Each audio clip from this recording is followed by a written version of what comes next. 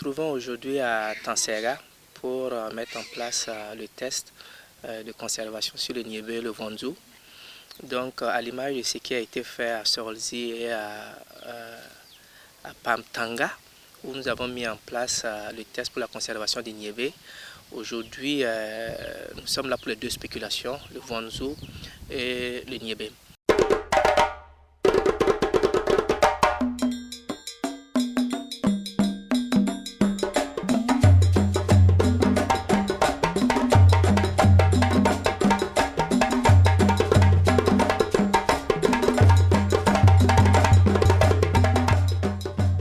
L'Afrique subsaharienne perd près de 70% de sa production agricole, faute de systèmes de conservation adéquats, selon l'Organisation pour l'alimentation et l'agriculture FAO.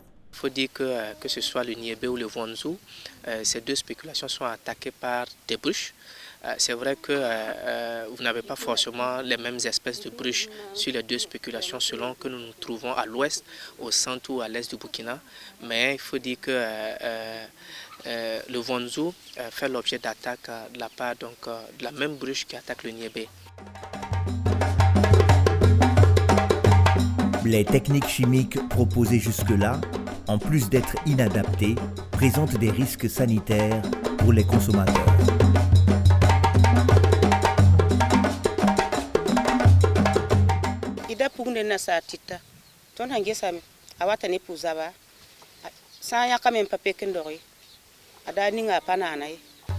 Afin de parvenir à des solutions accessibles et durables, des rencontres d'échange ont été organisées avec toutes les parties prenantes. À l'arrivée, 6 techniques ont été arrêtées, dont 4 issues des connaissances du terroir.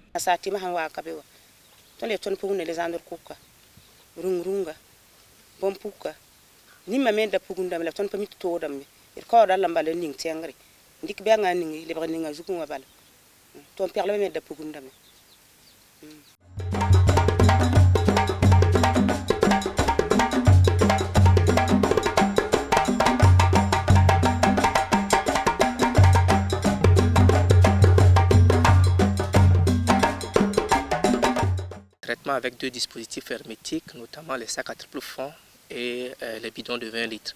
Et nous avons 4 options de traitement biopesticides avec l'utilisation de la poudre de plantes insecticides. Et ces 4 espèces de plantes que nous utilisons, c'est 2 espèces d'Iptis, notamment Iptis suavelens et Iptis psygera. La 3e plante, c'est Cassia nigritans et la dernière, c'est la poudre des feuilles de Nîmes.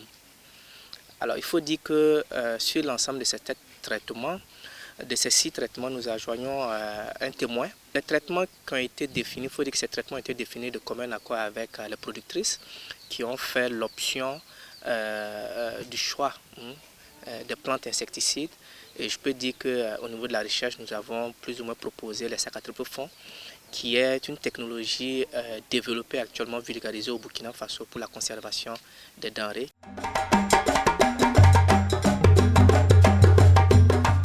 Alors, ce test est mis en place pour une période de 5 à 6 mois pour voir un peu une efficacité comparative. Donc, voilà, à l'issue de la période de conservation, l'idée c'est de voir avec les acteurs quel est le traitement qui s'est mieux exprimé, de sorte à ce que, j'ai envie de dire l'année prochaine, que ces acteurs puissent s'orienter vers telle ou telle méthode en fonction bien sûr de leurs possibilités.